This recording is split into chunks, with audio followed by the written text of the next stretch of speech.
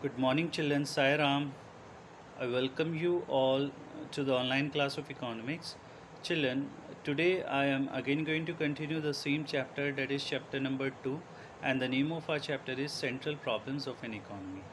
Children, this is the second video of this chapter, and in the previous video, we have learned first the introduction of an economy, what is an economic problem, what are the reasons behind the economic problem, what are the causes of economic problem. Thereafter, we have also learned the central problems of an economy. Children, there are three central problems in an economy, which is what to produce, how to produce, and for whom to produce. This was the topics we have covered up in the last video. Now today we are going to learn the solution of central problems in different economies. Thereafter, a production possibility curve, in short we call PPC, and central problems, shifting and rotation of PPC, and at the very last we will learn the basic properties of PPC. Now let us start with our first topic, that is solution of central problems in different economies. Children, in the previous videos I have explained you that there are three types of economy. The first one is market economy, second is centrally planned economy, and third is mixed economy. I have already explained you that there are three central problems of an economy as well, which is first what to produce, second is how to produce, and third is for whom to produce. Now let us take the first kind of economy, which is the market economy, and should learn the various central problems in the market economy. Children, what is market economy? Children, market economy is an economy in which all the economic activities are left to the free play of market forces. Producers are free to produce those goods and services which yield them, uh, maximum profit, and consumers are again free to buy or consume those commodities as per his taste and preferences, which gives him maximum satisfactions. Now, here in the market economy, there is no interference, there is no government intervention. Everybody is working to maximize their own profit or to maximize their own satisfactions. So, children, producers, and basically it is work on the basis of the demand and supply force in the market. Producers will produce those goods which gives him relatively the high prices, because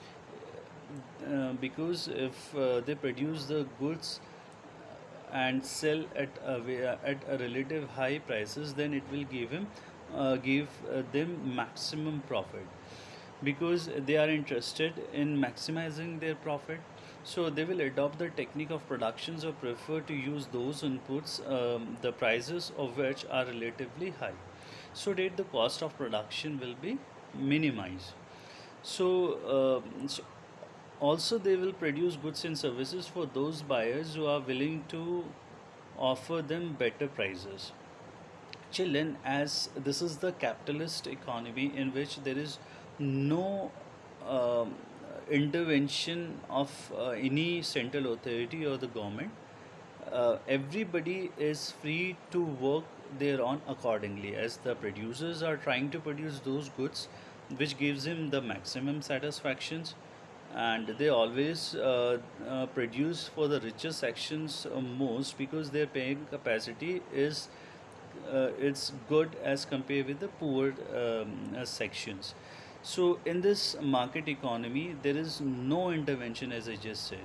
So all the economic activities, that what to produce, how to produce, and for whom to produce, is basically depends upon the on the basis of the market demand and supply forces in the market. Now, second is, children, centrally planned economy. A centrally planned economy is an economy in which all the economic activities are decided and dictated by the central government or the central authority. And in Chilean, in centrally planned economy, decisions related to what to produce, how to produce, and for whom to produce are taken by some of the central authority appointed by the government of a country. So all such decisions are taken with the view to maximize the social welfare. And as you all know, market economy is just a it's just a profit maximization economy, but here in centrally planned economy, those goods and services will be produced which the central authority or the central government finds as most useful for the society. So that techniques of productions will be adopted which is socially most useful. um, as I have explained you how to produce is the second components of problem of allocation of resources. I have explained you that in how to produce, there are two techniques of the production. The first one is labor intensive technique, and the second is the market intensive technique. So if in country there is massive unemployment, then the government choose the labor intensive technology so that unemployment is reduced. So goods will be produced preferably for those resistance which are suffering from hunger or starvation, even if it leads to losses. So children, what I'm going to explain you here is in centrally planned economy, all the economic activities like what to produce, how to produce, and for whom to produce are taken by the central authority just to promote the social welfare or just to maximize the social welfare. Now, third varieties is mixed economy. Now, children, mixed economy share the characteristics of both the market economy and centrally planned economy. In an economy, the economic activities are generally left to the free play of market forces, but the government exercises its control with a view to regulate them so that there should be a balance between the social welfare as well as the profit maximizations. So, children, as I just said, the mixed economy combines the merits and avoid the demerits of market as well as the centrally planned economy. So decisions regarding what to produce, how to produce, and for whom to produce are taken on the basis of market forces as well as on the basis of social considerations. So in certain area of productions, producers are free to take their decisions with a view to maximize profit. So children, this is the mixed economy. For example, children in India, producers are free to produce clothes. I mean, to manufacture clothes or steel to maximize their profit, which is an example of the market economy. Whereas on the other hand, railways are the monopoly of the government, and the government provides the services, the railway services at the nominal rate so that the poor people can afford and afford to buy them. So this was the example of the mixed economy. Now let us move to our next topic, which is production possibility frontier. We can also call it production possibility curve, and in short, we can call it PPC. So, children, production possibility curve is a curve which shows various alternative production possibilities of two commodities that can be produced with the available resources and with the assumptions that resources are fully and efficiently utilized and techniques of productions remain constant. So children, production possibility frontier is also called as production possibility curve. It is also known as transformation line. It is also called as production boundary. It is also called as transformation boundary. Now, let us take one schedule. Children, here this is a schedule of production possibility curve.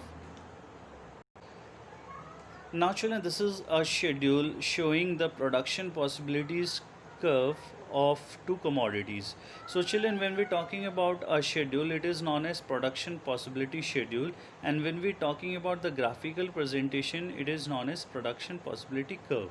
So children, here in the slide you are watching the various production possibilities, or we can say the various combinations of producing the two commodities. Now here we are taking guns, the first commodity, and the second is the butter. Now these are the two commodities which are being producing in an economy.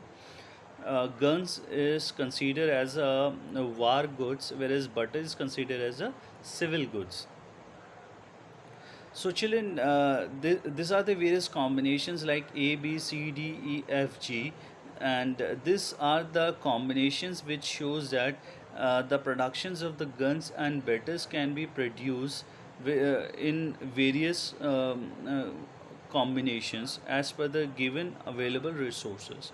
Now children, I have already explained you what are our resources.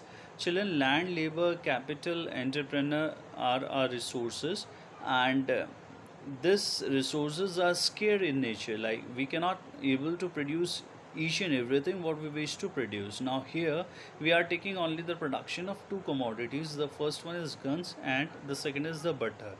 So children, if all the available resources are allocated for the productions of guns only, I'm again repeating, if all the available resources are allocated for the production of guns only, then 21 units of guns can be produced, whereas the production units of butter will be zero.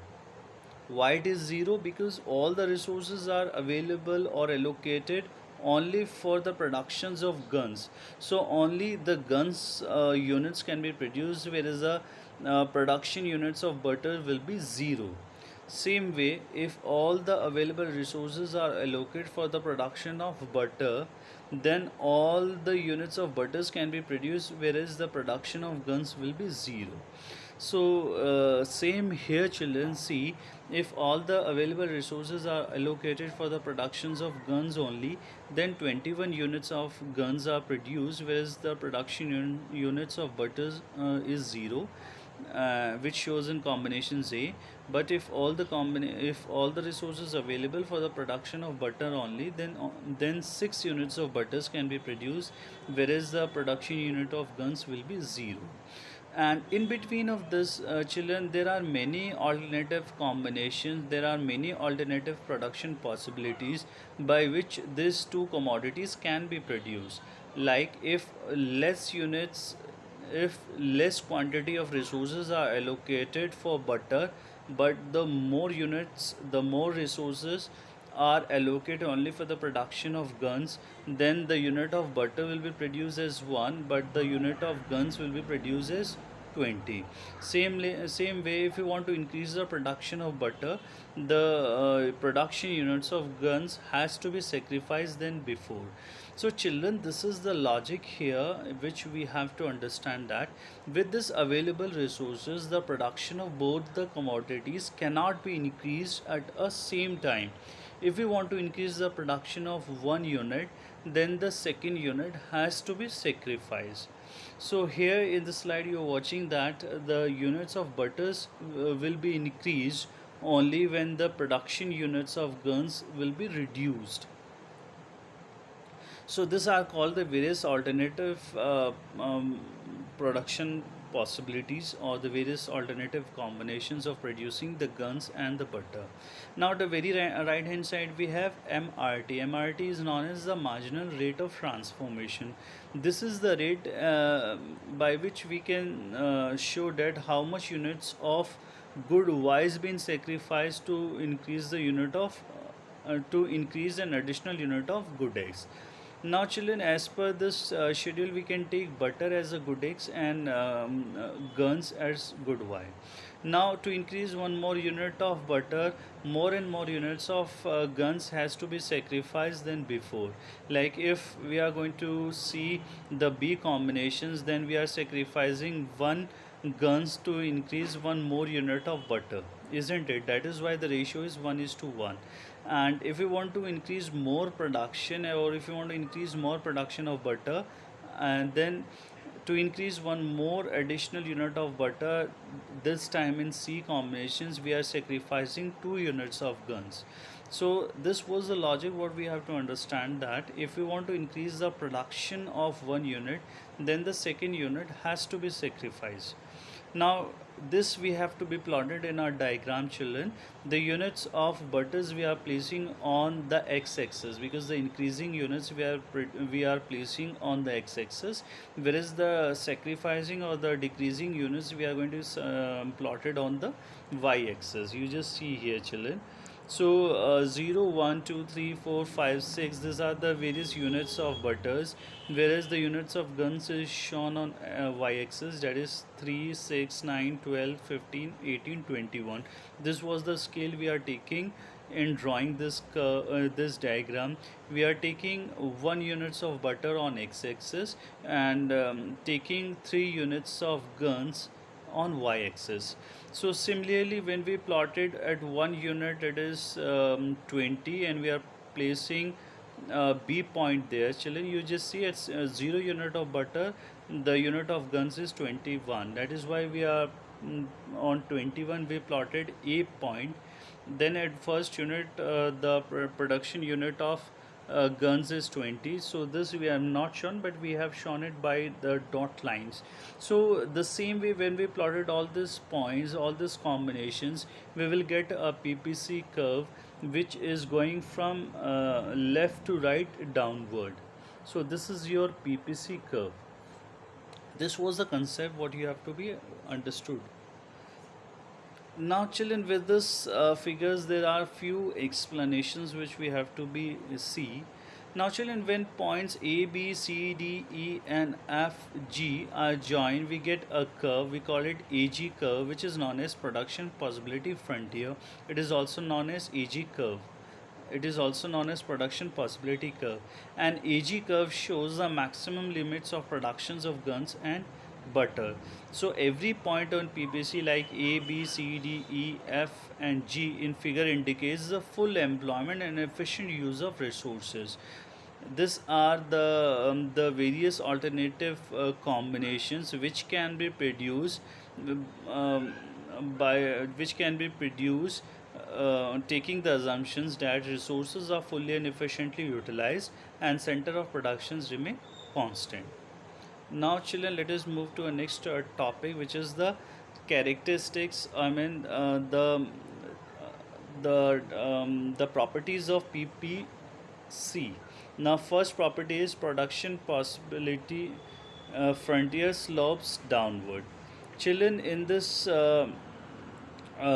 figures you can see that production possibility curve slopes downward from left to right. It is because in the situation of fuller utilization of resources, production of both the commodities cannot be increased at a same time. So if you want to increase the units of good X, then more and more units of good Y has to be sacrificed than before. As you see in this slide also, children, in the previous schedule I have explained you that if you want to increase the production of butter, we have to increase more units of guns than before. You just see in this slide, children, when we are going to increase more units of butter, then more units of guns has been sacrificed than before. You see all the combinations and the marginal rate of transformations which is on the very right hand side, like 1:1 shows 1 unit of guns is sacrificed to increase 1 unit of butter. 2:1 this time is showing you that 2 units of guns are sacrificed to increase 1 units of butter. Now 3:1 explain us that 1 unit of butter if you want to increase, then 3 units of guns we have to sacrifice. So this is the first properties of production possibility curve. Now second is, children, PPC is concave in shape. PPC is concave to the point of its origins because it why PPC is concave to the point of its origin. Now children, this shape of PPC is the concave in shape. It is showing in the figure. You just see the arrow. It is coming from left to right. It is a downward sloping from left to right. Now this downward sloping of left to right is known as the concave shape. And children, the production possibility curve is concave to the point of its origin, because to produce every additional unit of good X, more and more units of good Y will have to be sacrificed than before. So opportunity cost of producing every additional unit of good X tend to increase in terms of loss of production of good Y. So children, the concept is same. Like if you want to increase same the units of uh, good X is the increasing unit of commodity. So children, as per the previous example, if you want to increase the production of butter, then we have to sacrifice more units of good Y. So the opportunity cost to increase the production of butter tends to increase the loss of production of guns. So this was the characteristics of the PPC.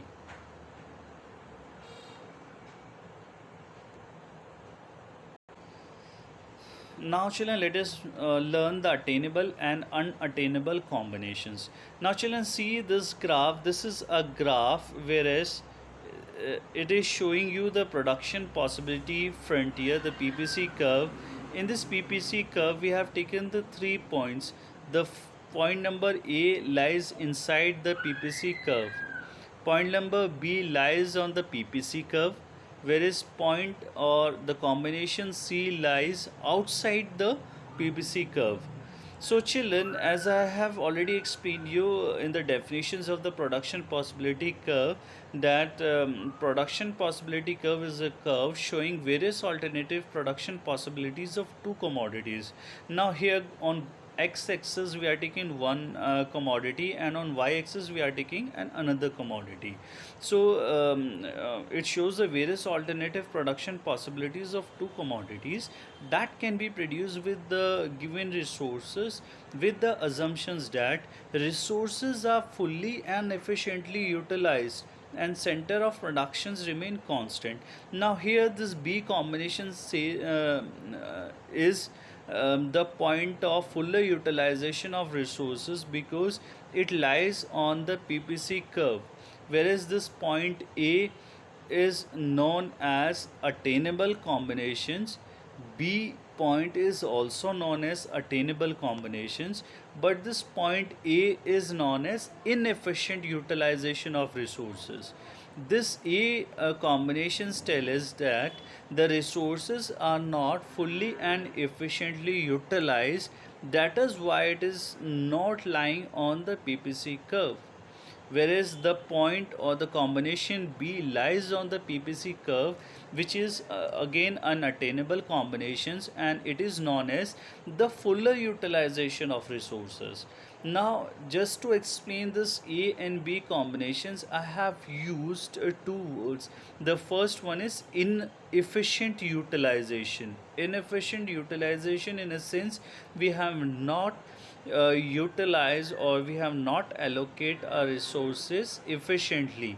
That is why this A combinations or this A point lies inside the PPC curve, whereas this B point is lies on the PPC curve, which is the attainable combinations, and it is called a fully utilization of resources, whereas the point C, which lies outside the boundary line of production, or which is lying outside the PPC curve, is known as unattainable combinations, because this is a combinations which cannot be achieved with this given available resources. So children, all points on or inside the frontier are attainable. As I just explained you, A and B, these are the attainable combinations. Point A is attainable, so is point B. In fact, B is better. Why B is better? Because it is lies on the fuller utilization of resources, and point C is unattainable. Now children, there is again a shift, or there is again a change in PPC. So, children, there is again a change in PPC, and or you can say the shifting or the rotation in PPC. So, children, shift in PPC when there is a change in the productive capacity with respect to both of goods. So, children, the main causes of shift or rotation in PPC curve are of the following. So, the PPC can be moved towards right or towards left. So, children, the PPC can be shift or rotate just because of the few reasons. The first reason is if there is a change in the technology of the production, if there is a change in the quantity of the resources. I mean, if the resources increase or decreases, then definitely the PPC will either shift it towards right or either shift it towards left. So the third reason is change due to the change in nature and climate. So the first one is children, the PPC will shift towards leftward or towards right. Now, first one is shifting or rotation of production possibility curve. So, the production possibility curve will shift or rotates under the following conditions. The first is if there is a change in resources.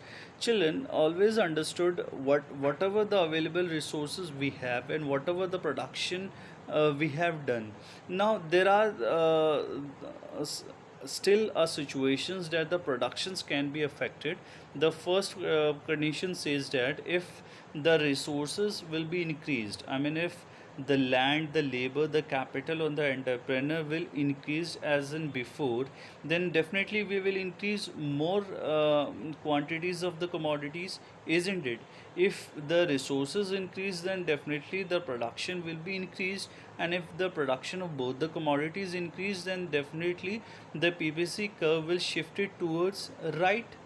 Now here in the see that children, if the resources are increased, if resources are increased, we can produce more of both the commodities, and accordingly PPC will shift it towards right.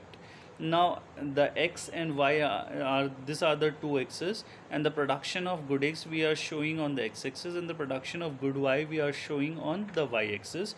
The a b is the initial PPC curve which can be produced with the given resources. Now, as soon as the resources increase, the production of both the commodities increased, and the PPC curve will be shifted towards right from AB to A dash B dash.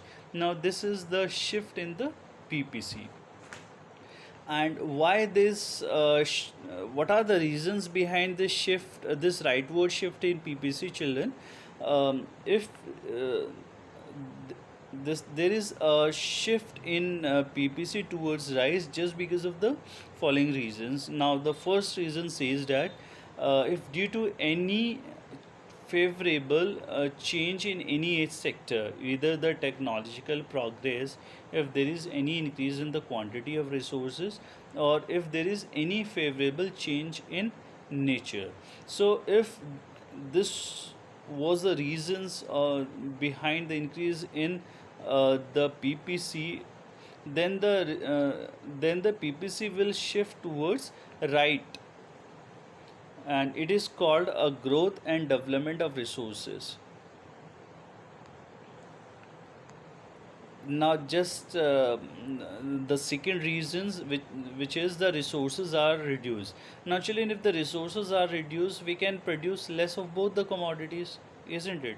Whatever the land, labor, capital, entrepreneur we have previously, now this time if all this things will reduce, then definitely we are going to produce less of both the commodities, and in this condition, children, the PPC will shift towards left.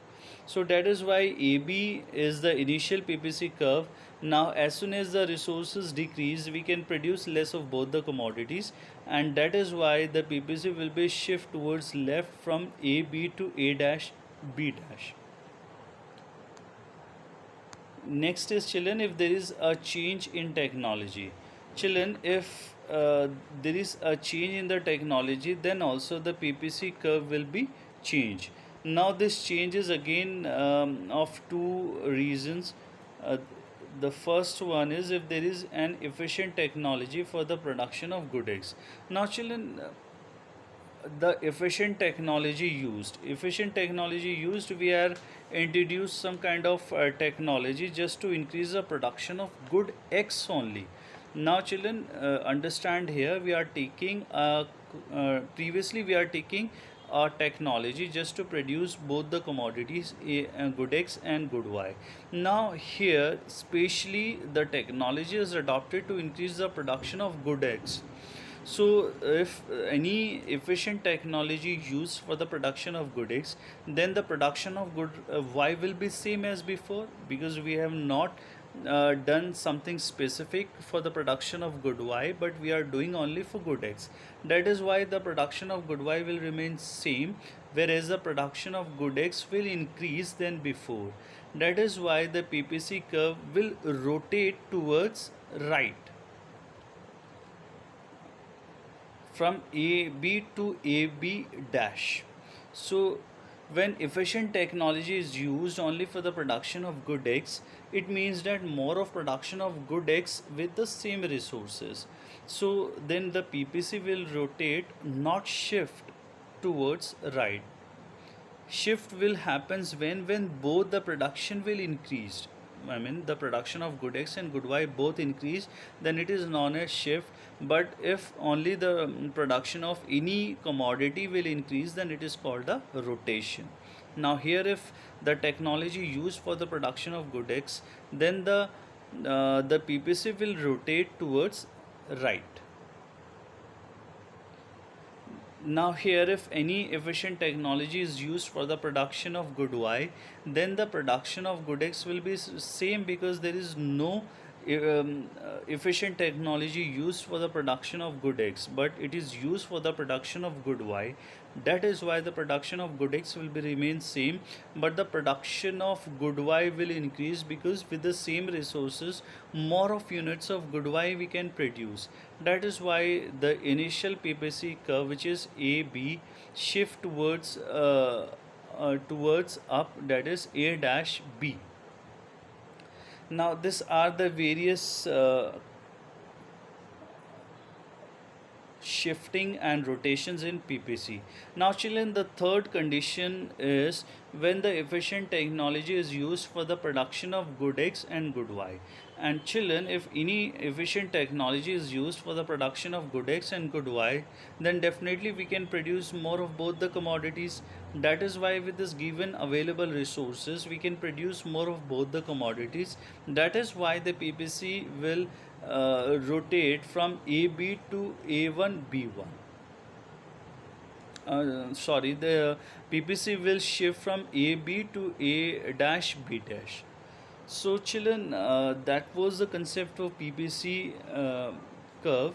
Now, children, today what we have learned first the solutions of central problems of economy in the various economy, that is market economy, centrally planned economy, and the mixed economy. Thereafter, we have learned the concept of production possibility curve, the properties of the production possibility curve, the schedule as well as the diagram and the explanation of the production possibility curve.